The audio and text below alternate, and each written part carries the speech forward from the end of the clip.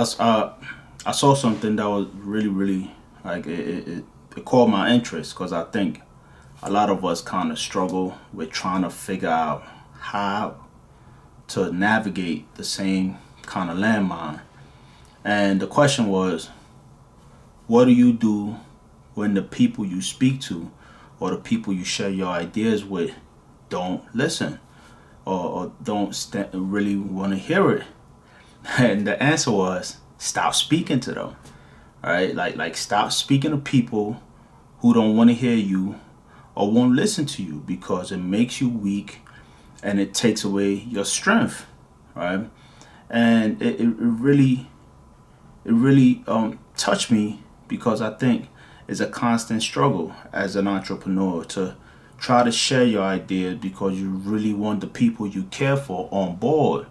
But a lot of times, because they have their own dream that they chase, their own idea of how you should work in their life, they don't have the ability to fully embrace your journey, right? That's why like the entrepreneurship journey is lonely as shit, right? And I remember one time, it was maybe 2015, and I had some money, and I had got interested in this small little car company at the time that I thought it was gonna take over the world, which it was called Tesla, and the stock was at maybe 160, right? Because it had like an explosion from 160 to like 200, but it had got to 160. And I remember telling like somebody I respected and somebody that I trusted their opinion, but they really were entrepreneurship and mindset or risk taker in that sense. And I was like, hey, I'm gonna put like some money behind Tesla. I don't remember what I said, maybe 5 or 10,000. And I'm gonna put it all on Tesla because I feel like this is the future. And I felt it, like I felt it. I've been like in love with the car since the inception. I love the company. I love the leadership. I love like Elon Musk's story. So I'm like, nah, like I think this is gonna be the future. And then after I presented the idea, right, my homie sat on it and then called me back like, hey, I don't think that's a good idea. And there's like stocks in itself is risky, but don't put all that behind this company. And after speaking to him and thinking things through, I kind of I kind of took that advice, but I was correct, right? Like that bet would have paid off tremendously for me, but I made the mistake of going to speak to a person that won't listen to me, right?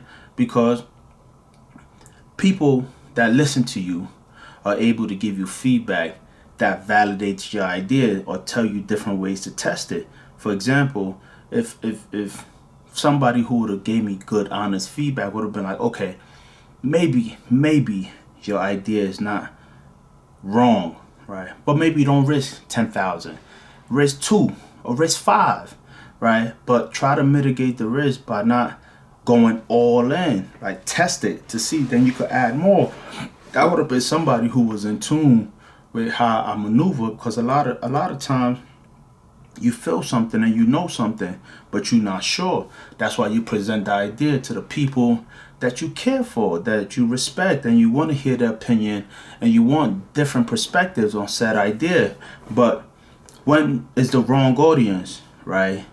They take something out of you, like just the way they respond, right? Make you question your idea, as opposed to yeah, like when you have full support, and even if it doesn't go right, you could adjust.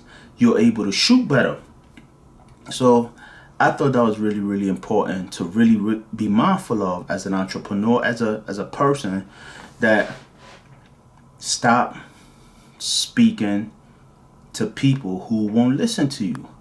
And it is really fundamental to think about it in that sense, that how much energy you waste in speaking to the wrong audience. Even in marketing, right? Like advertising, that's the biggest waste of money.